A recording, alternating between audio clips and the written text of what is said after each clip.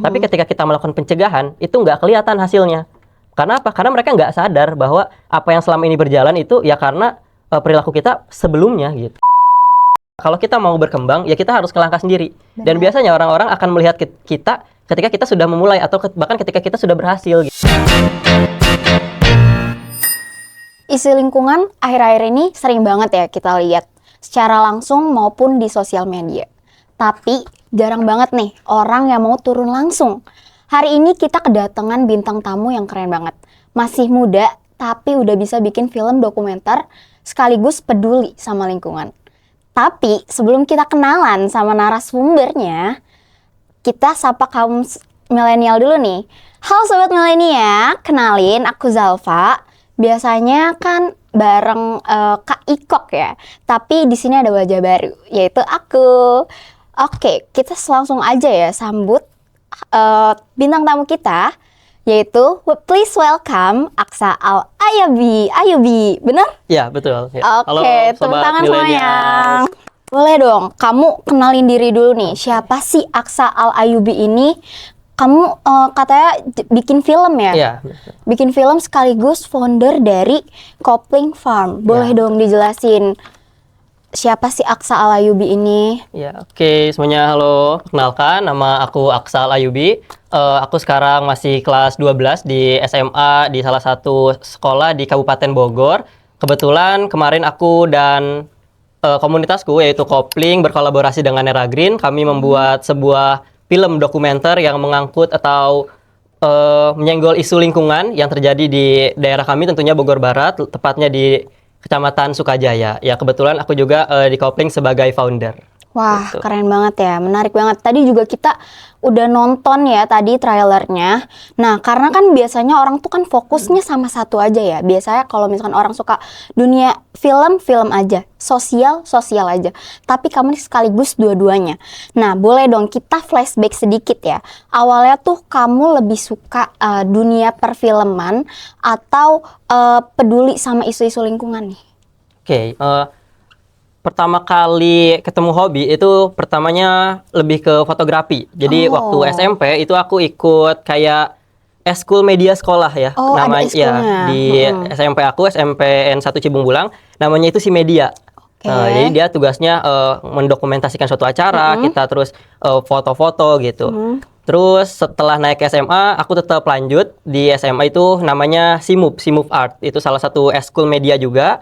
Nah, ketika kemudian aku di SIMUP ini, yang biasanya aku cuman bikin dokumentasi sekolah, terus juga di SMA itu aku coba untuk bikin film sama kru-kru aku, sama teman-teman yang lain juga. Ya mungkin biasanya sih film pendek untuk FLS 3N, terus untuk lomba-lomba juga.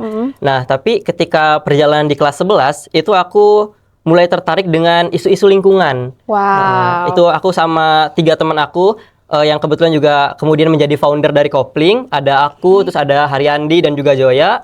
Kita juga senang di isu lingkungan. Terus jadi aku mulai bagi waktu antara fokus di SIMUP tadi, di perfilman, dan juga di komunitas yang kemudian aku bangun, yaitu Kopling. Nah, dari situlah kemudian aku coba untuk sedikit menggabungkan lah keduanya. Karena di satu sisi aku juga suka fotografi, suka videografi, dan di satu sisi juga aku juga lumayan melek terhadap isu-isu lingkungan, terutama yang waktu itu sih kita fokusnya di sekolah. Wow, apalagi sekarang banyak banget ya fenomena-fenomena banjir di mana-mana gitu ya. Nah, boleh dong di-spill nih, momen apa yang bikin kamu mikir kayak, wah isu lingkungan ini nih harus gue suarakan deh lewat film gitu. Ada nggak momen apa tuh yang bikin kamu kayak, kamu kan tadi bikin film dokumenter. Ya. Nah, itu momen apa tuh yang bikin kamu kayak, wah harus gue suarakan sih lewat film? Sebelum bikin film dokumenter ini, aku tuh sempat bikin atau ikut lomba dari IPB, dari Fakultas Kehutanan waktu itu. Jadi dia videonya itu tentang kayak bukan mitigasi bencana, lebih ke perlindungan hutan gitu. Nah, dari situ aku dan kolaborasi juga nih antara Kopling dan SIMUP kan. Aku Berarti dan Haikal waktu itu. Kebentuk itu Kopling pas kamu lomba? Iya, betul. Udah kebentuk, udah 1 tahun kebentuk itu. Wow. Dan itu pertama kalinya aku coba bikin film atau video yang menggabungkan antara hobi aku yang di perfilman ini dan juga tentang lingkungan gitu. Wow. Nah, dari sana yang awalnya sih kita cuma buat lomba aja gitu kan. Tapi setelah dipikir-pikir, setelah menerima respon dari orang lain, wah ternyata memang banyak juga ternyata teman-teman di luar sana yang butuh edukasi terhadap lingkungan. Dan salah satunya yang paling mudah ya dengan media ini. Karena kan Iya kita sih. tahu sendiri ya. Sekarang kan zamannya Iya. media gitu ya. Dari 24 jam berapa jam kita megang HP. Nah, di situ kita ngelihat potensi bahwa wah, kita harus mencoba nih. Kebetulan juga karena aku hobi di dua-duanya, ya udah kenapa nggak kita coba aja gitu kan. Oke, berarti kamu nih bikin komunitas peduli lingkungan ini awalnya dari kamu emang melek gitu ya sama kepedulian lingkungan. Apa sih yang kamu merasa terpanggil buat isu ini? Buat apa namanya tadi film dokumenter ini? Oh, jadi kenapa aku pengen bikin film dokumenternya gitu? Yes. Jadi ketika pas mau bikin film nih ya, ketika pertama kali datang ke suatu tempat, namanya itu Desa Sukajaya. Oke, itu Maaf, Kecamatan Sukajaya. ya Nah, daerah gitu. mana tuh? Di daerah Bogor Barat. Bogor Agak Barat. perbatasan sama Banten dia ke sana. Oke. Setelah kita ke sana, kita sebelumnya pas kita cari tahu dulu dong di sana ada apa aja, dan yang menarik adalah bahwa di tahun 2020 itu pernah terjadi bencana banjir dan juga longsor. Wah. Nah, terus pas kita datang ke sana gitu, pertama kali lewat Setu Cigudeg, masuk ke dalam Sukajaya, itu kita kaget banget karena aku kira sawit-sawit itu ya cuman ada di pinggir jalannya aja kan. Ternyata itu bener-bener dari awal Gapura sampai ke Sukajaya, sampai ke Kampung Wates bahkan ya, salah satu kampung yang paling tinggi dan paling ujung di Sukajaya, itu masih ada sawit gitu. Dan dari situlah kita pikir kayaknya ini merupakan suatu isu lingkungan, dan aku coba cari tahu gitu ya ke warga-warga di sekitar. Kayaknya mereka juga belum tahu gitu kenapa sih bisa jadi banjir gitu. Karena setelah aku coba wawancara gitu beberapa warga, aku coba ngobrol sama Om Alu juga, mereka terkadang selalu menyalahkan takdir gitu setiap ada bencana. Padahal nggak selalu tentang iya, takdir ya. Dan menurut aku ketika seseorang selalu menyalahkan takdir, ya tandanya dia tidak bertanggung jawab dengan perbuatan dia gitu. Itu salah satu cara dia untuk menutupinya dengan berbicara ya takdir, takdir, dan takdir gitu. Iya sih, benar. Kayak orang kebanyakan bilang, yaudah namanya juga takdir ya, betul. bencana alam gitu ya. Oke, wah kamu nih keren banget ya. Ada nggak sih sosok inspirasi yang bikin kamu tergerak buat peduli sama lingkungan? Aku lihat kan kamu nih kayaknya kayak, wah cinta banget sama lingkungan. Dari buku kah, film, atau kejadian tertentu yang bikin cara pandang kamu nih terhadap lingkungan tuh mau deh gue suarain ini lewat film gitu. Ada nggak? Sebenarnya kalau sosok itu aku ini Dandi Laksono. Wah, Dia juga salah itu apa satu tuh? penulis favorit aku ya. Berarti Dia juga dari sutradara buku. juga dia. Oh. Jadi dia bikin film dan juga menulis buku. Jadi aku tuh pertama kali pas dikasih tahu mau bikin proyek ini, aku langsung research, jadi sekitar 2 minggu sebelum syuting, itu setiap pulang sekolah aku langsung nonton film-film dokumenter, terutama dari Dandi Laksono ini. Wah, berarti emang kamu suka banget ya? Iya, dan salah satu yang paling aku suka itu yang judulnya 17 Surat Cinta. Nah, Oke, itu menceritakan kurang lebih sama kayak yang aku bikin juga gitu. Makanya beberapa kali syuting itu memang aku bisa dibilang kiblatnya tuh ke sana. Oh, inspirasi Iya, ya. inspirasinya ke sana. Benar. Itu bukunya, filmnya udah ada yang tayang? Kalau yang dari Dandi Laksono itu udah banyak. Bahkan sampai sekarang dia udah di episode 36 kalau nggak Oh, salah. series berarti Iya, ya? Pejalan Kalau kesini, bukunya kesini gitu. udah berapa? Kalau bukunya yang aku kan biasanya sih aku bacanya di kayak jurnal, di artikel gitu. Cuman kemarin dia baru rilis satu buku namanya Riset Indonesia, dan disitulah aku baca, dan dari baca itu aku makin tertarik lah sama dunia perfilman yang menggabungkan juga dengan isu-isu lingkungan gitu. Oke, kamu kan nih kan gak cuma bikin film, tapi menjalankan suatu komunitas. Dan jujur pasti dua-duanya capek banget ya, nggak gampang ya. Nah, ngurus komunitas kan juga capek. Belum lagi kamu sekolah ya, masih Iya, sekolah. masih Kelas SMA. berapa kamu nih? Aku kelas 12 sekarang. Wah, udah mau lulus tuh guys ya. Gimana sih cara kamu bagi waktu sama tenaga? Antara bikin film itu, ngurus komunitas sama sekolah. Kebetulan ketika bikin film ini itu di hari libur. Kita lagi libur Nataru kebetulan. Jadi emang nggak ada beban tugas sekolah. Oke, kamu di hari libur pun masih diisi dengan suatu produktif ya. Iya. Terus ada nggak fase dimana kayak semuanya numpuk? Kamu kan komunitas nih udah berjalan selama 1 tahun. 2 tahun. Oh, 2 Iya, tahun. sudah 2 Berarti tahun berjalan. pas kelas 11. Kelas 11. Wah, keren banget. Ada nggak? Kan kamu bikin komunitas nih. Ada nggak kayak tugas kuliah numpuk, tugas komunitas numpuk gitu? Ada nggak momen-momen itu? Beberapa kali ada sih, tapi ya alhamdulillahnya semua bisa terlewati. Oke, berarti kamu keren ya bagi waktu antara sekolah sama buat komunitas. Komunitas, Benar banget. Terus kamu kan udah tayang nih sekarang filmnya. Lingkungan kamu gimana responnya? Support kah atau ada yang ngejudge gitu? Sejauh ini responnya baik semua, mulai dari orang tua, guru, teman, sesama komunitas dan juga eskul, itu semua memberikan reaksi yang positif dan ngedukung lah gitu. Tapi nih sebelum kamu bikin film dokumenter, ada nggak teman-teman kamu yang kayak emang mereka bisa gitu? Ada nggak yang kayak gitu? Enggak sih. Oh nggak ada ya, Enggak, belum. support ya, lingkungannya sehat berarti. Entah nggak ada atau aku nggak tahu ya sebenarnya. Gitu. Benar ya, nggak usah nyari tahu yang Iya. itu ya. Oke, terus ketika film kamu udah mulai tayang nih, mulai di-input, ada nggak sih kayak pressure dari kamu, gimana ya respon orang-orang, suka nggak ya gitu? Ada nggak? Sebagai seorang sutradara itu harus ada menurut aku ya, karena itu menjadi evaluasi berikutnya dan Benar. ketika pertama kali penayangan deg-degan. Kayak, aduh, menurut aku kan ini udah bagus itu ya, tapi kan kita nggak tahu pandangan orang lain terhadap karya kita. Makanya ketika kemudian film itu ditayangkan, aku deg-degan banget. Dan setelah film itu setelah selesai dan masih banyak orang yang ngasih masukan, ya udah ternyata ya memang segitu adanya kan, dan itu menjadi bahan evaluasi. Dan pertama kali ditayangkan pun itu sebenarnya bukan final, tapi kayak baru Demo gitu iya lah ya. demonya gitu. Jadi setelah kemarin ditayangkan di tanggal 14 dan masih banyak masukan, ya sampai sekarang proses editing masih berjalan. Padahal udah ditayangin. Iya, karena itu kan cuma demo dan yang lihatnya pun ya orang-orang kita juga gitu. Belum ditayangkan secara massal ke orang luar gitu. Menurut kamu kenapa isu ini tuh penting banget? Isu lingkungan kenapa penting untuk generasi muda? Karena kalau bukan kita siapa lagi gitu. Iya, biasanya kan anak muda kayak mikirnya kayak itu mah urusan nanti, urusan pemerintah deh gitu. Tapi kamu keren loh. Bisa membangun untuk bikin komunitas ini gitu ya. Pesan apa sih yang paling pengen kamu sampaikan ke masyarakat gitu? Oke. Tentunya lebih bisa aware lagi sama lingkungannya gitu, karena lingkungan itu adalah hal yang paling dekat sama kita, tapi juga paling gampang kita lupain. Sedangkan memang ketika kita melakukan pencegahan atau mitigasi, biasanya orang lain tuh nggak sadar sama hasilnya. Tapi ketika kita mencoba memperbaiki, misalnya ada bencana banjir, terus ada orang yang memperbaiki bencana tersebut, dalam artian dia itu ngebangun apa yang sudah rusak gitu. Biasanya itu langsung terlihat oleh masyarakat, oleh warga gitu. Tapi ketika kita melakukan pencegahan, itu nggak kelihatan hasilnya. Karena apa? Karena mereka nggak sadar bahwa apa yang selama ini berjalan itu ya karena perilaku kita sebelumnya gitu. Nah itu yang masyarakat sampai sekarang ini aku rasa belum terlalu paham, belum terlalu sadar gitu bahwa ini tuh penting.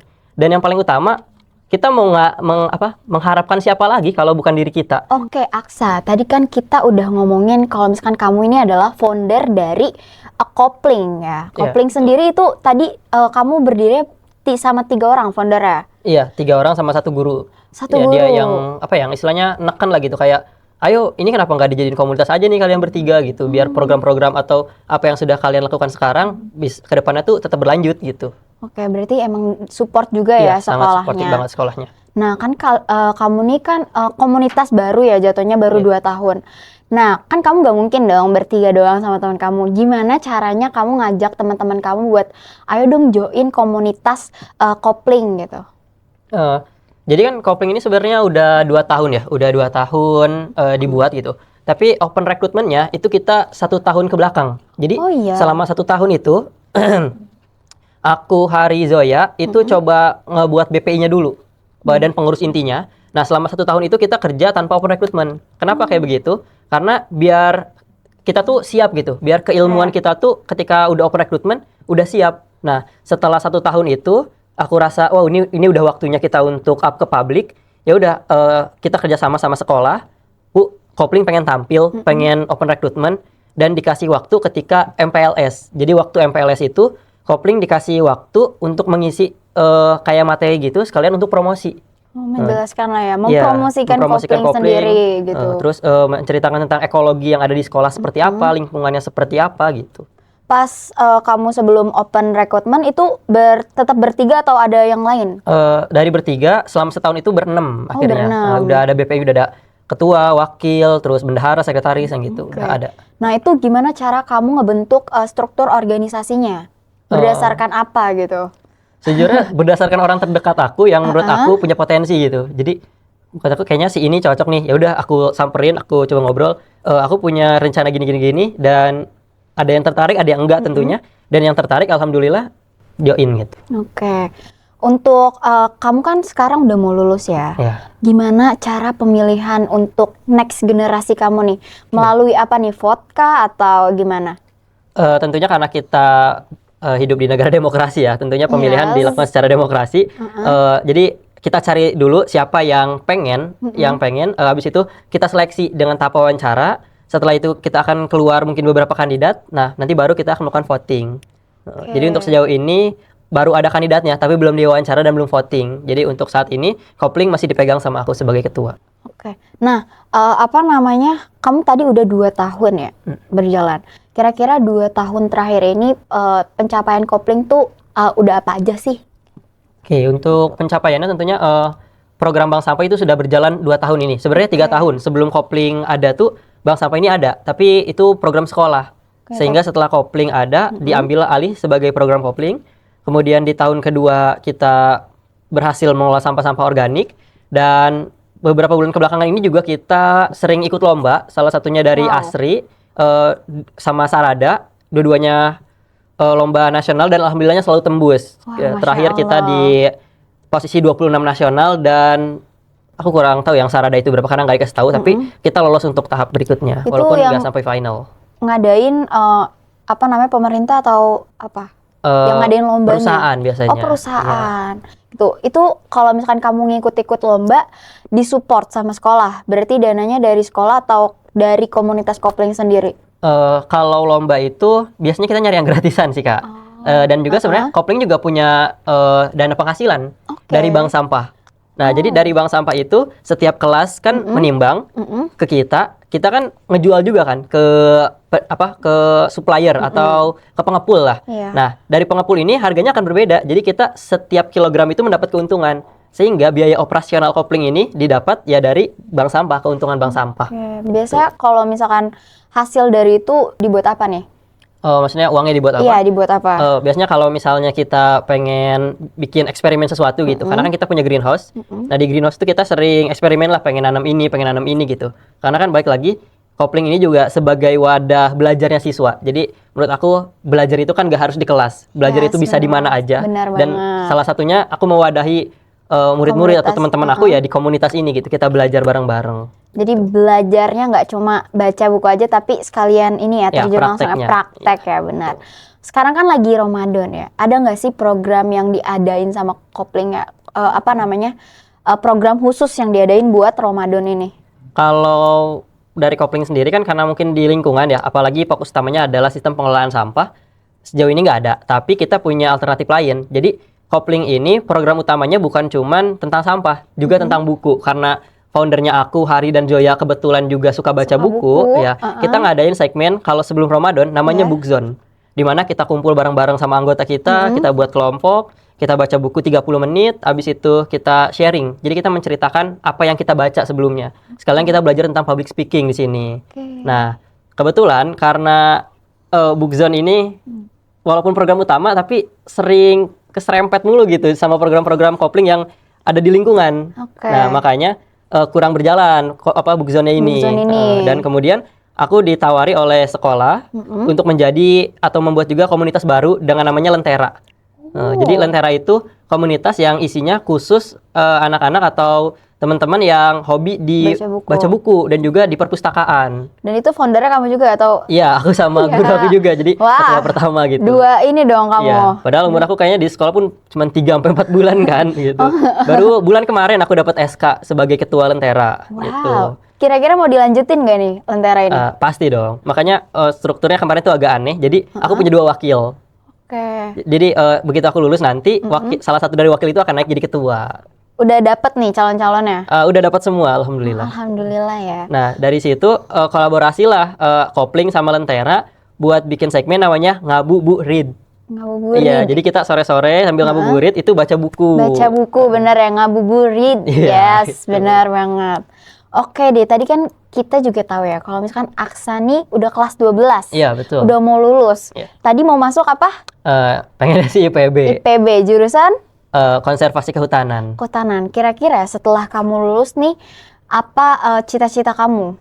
Setelah lulus kuliah. Yes dong tentunya. Tentunya aku pengen bisa bekerja di bidang konservasi kehutanan. Gitu sih. Juga pengen kerja di media, pengen jadi apa ya, kayak konten kreator tentang lingkungan juga gitu. Bagus Pokoknya sih. aku pengen terus ada berkecimpung di dunia lingkungan gitu. Dan media ya, karena dan sekarang media. tuh gampang banget semuanya tuh kesebar lewat media. Iya, betul. Benar. Oke, terakhir nih buat sobat milenial yang mungkin punya mimpi di bidang kreatif atau pengen punya gerakan sosial tapi masih takut buat mulai. Masih overthinking lah, nunggu waktu yang tepat gitu. Kira-kira pesan dari kamu nih apa? Ya, tentunya jangan takut ya. Kalau misalnya belum punya keberanian, harus nyari keberanian tersebut, harus kita cari. Karena orang lain tuh kadang nggak akan ngedorong kita. Kalau kita mau berkembang, ya kita harus ngelangkah sendiri. Dan biasanya orang-orang akan melihat kita ketika kita sudah memulai atau bahkan ketika kita sudah berhasil gitu. Jadi kita nggak boleh ngandelin orang lain, ngikut-ngikut orang lain, tapi itu harus ada dari diri sendiri, kemauan dari diri sendiri gitu. Jangan ngikutin orang lain boleh ya, tapi yang baik-baik aja ya. Jangan Betul. FOMO ya teman-teman ya. Oke deh, nggak nyangka ya obrolan kita nih udah berakhir. Padahal aku pengen banyak banget nih ngulik-ngulik kamu lagi, ya ampun. Oke deh, sekian aja obrolan dari kita. Terima kasih ya sobat milenial, milenia. Oke, jangan lupa untuk sobat milenial untuk like, comment, and subscribe. Bye, see you sobat milenial.